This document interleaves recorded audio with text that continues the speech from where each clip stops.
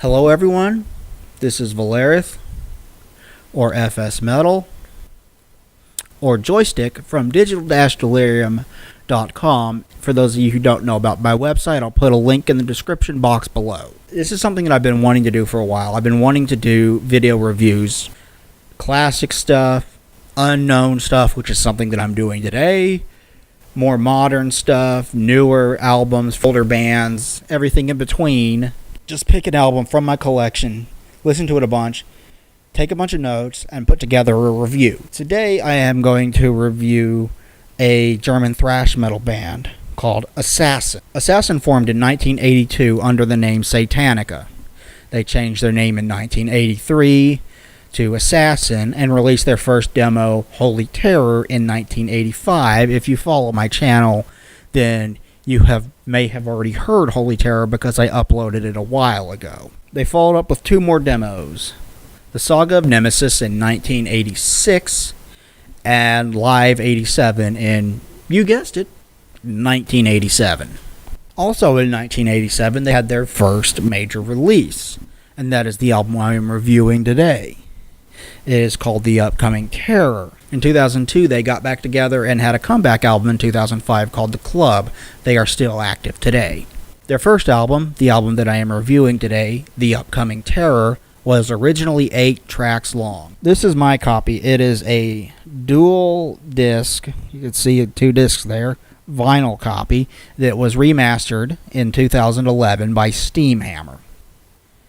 It has 3 bonus tracks on it, a studio version of a song called Religion that was on their Holy Terror demo. I'm guessing it was cut out from this release. And live versions of the song Assassin, which is from this album, and Baka, which is from Interstellar Experience. They were recorded live in Osaka in 2010. My copy of the album is on orange vinyl and is thick and nice and brand new. But I'm not going to be reviewing the remastered version of this. I'm going to be reviewing the original 8 tracks and the album itself. Let's start with the album artwork, shall we? I like it a lot. It's very striking. It catches your eye. It is bright and colorful and looks badass with this really cool tank firing off its cannon. You flip it open and you get all of the lyrics for the album here, except for the song Religion and Baka. You don't get those 2 songs listed there. And then you get a bunch of band photos here from back in their day.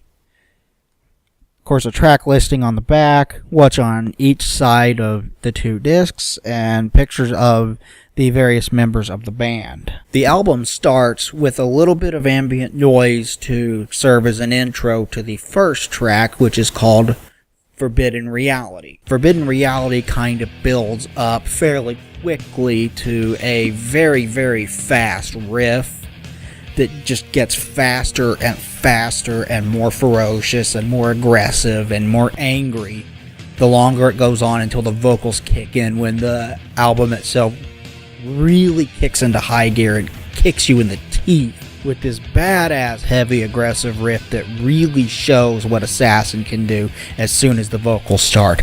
And the vocals are kind of a raspy, angry growl that really works for thrash metal. I like it a lot. This is a great introductory track that really shows you what Assassin's made of and that they're here to kick your teeth in with badass riffs and tons of aggression and lots of fun thrash metal. This is an awesome opening track. The lyrics, on the other hand, show that Assassin still needed a little bit of work with their English. They aren't quite In the Sign of Evil by Sodom levels of bad, but they're by no means good. And there's questionable lyric choices in English all over the place. If you will notice this if you stop to read the lyrics, and I'm sure they've probably gotten a lot better about that over time, just like Sodom did.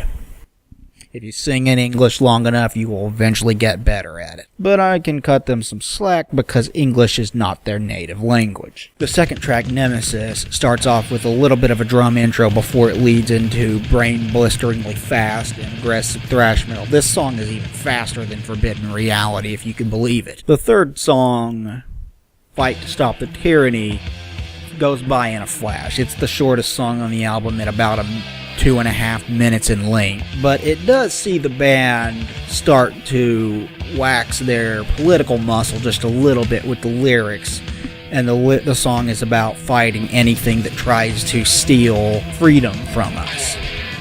Communism, Marxism, and Nazism are all specifically cited. The fourth song is called The Last Man, and it is the longest song on the album.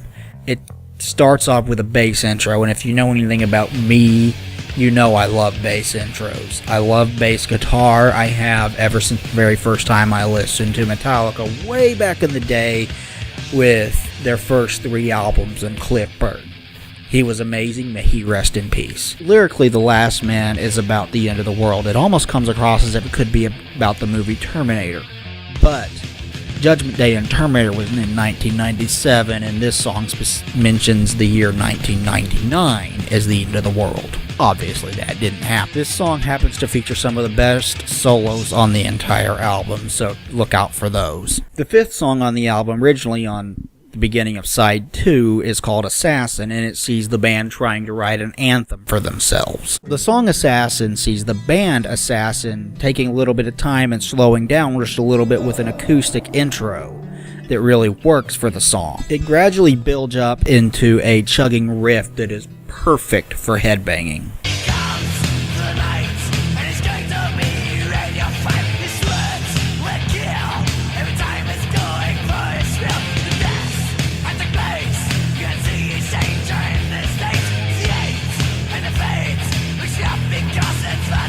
The chorus to this song is perfect for chanting at concerts. Go fight it out, assassin. Go fight it out, assassin. Absolutely perfect. This is probably the most complex song on the album, and it has a bit of an acoustic interlude in the middle of it that will remind you of Metallica and how they like to slow things down in mid-song. The sixth song on the album is called Holy Terror. It was the title track of their very first demo, and is probably where this album, The Upcoming Terror, gets its name. This song goes back to the blistering speed of Nemesis and Fight to Stop the Tyranny, although it does have solos that slow down a bit to match the chugging riffs that back them up. Kind of a nice touch. There is one small section of this particular song that might remind you a little bit of the Diamond Head classic, Am I Evil? That is never a bad thing, right? This song also has a little bit of progression in that it has a section where both guitarists are playing solos at the exact same time, dual soloing. It works well. The seventh song on the album, Bullets, will start off with a drum beat that I think is supposed to resemble the firing of a machine gun. The speed of the drums on this track really emphasizes the speed of the overall track. Some of the solos on this song continue the work of the previous song, Holy Terror, by slowing down a bit to match the riffs behind them very well. The last track is called Speed of Light. It is an instrumental, and just the inclusion of an instrumental should remind you of Metallica, because they really like to do that. They did it on Ride the Lightning, they did it on Master of Puppets, they did it on And Justice for All as well, and if it's reminding you of those 3 albums, that's a good thing, right? The name of this song, Speed of Light, is appropriate because it features some of the fastest guitar playing on the album. Although it doesn't get quite as aggressive as some of the other tracks, this might be chalked up to the fact that there are no vocals in it at all, apart from the vocalist saying the title of the track kind of faintly in one portion of where it just goes, Speed of Light. If you're looking for an album that pushes the thrash metal genre forward, look somewhere else. You are not going to find it here. What this album presents is a fairly standard thrash affair for the 80s, but that is not a bad thing because it's a very, very good thrash affair for the 80s. It just doesn't push any boundaries. If you are looking for technical ability in your thrash metal, you want to look somewhere else. This band is not Vector, and you should not expect them to be Vector. They have the speed of Vector, they don't have the talent of Vector, and that's fine. What you will find on this album are guitar solos comparable to something like Slayer, maybe a little bit better than that. Slayer's solos get them by, they are there, they are present, but they have never been anything special. And their guitar work has always been the worst of the big 4. And I'll probably get hate for saying that, but seriously, Kirk Hammett and Dave Mustaine and Scott Ian are all better guitarists than Kerry King. Kerry King's guitar solos have always sounded kind of sloppy, to be honest, and some of the ones on here do sound kind of sloppy. They're fast for the purpose of being fast, except for where I mentioned earlier where the solos do slow down a little bit in parts, and those are the parts where they really kind of stand out more. For those that are perfectly okay with thrash that doesn't push the boundaries, or thrash that isn't highly technical, there's a lot to like here. There's a lot of very fast and aggressive riffs and a whole lot of fun songs. This album is never boring. It's a fun album to listen to from beginning to end, and it gets a strong recommendation from me. I feel like this is a very overlooked and underrated album, and you should definitely check this one out if you happen to enjoy things like Metallica, Slayer, Exodus, or Death Angel.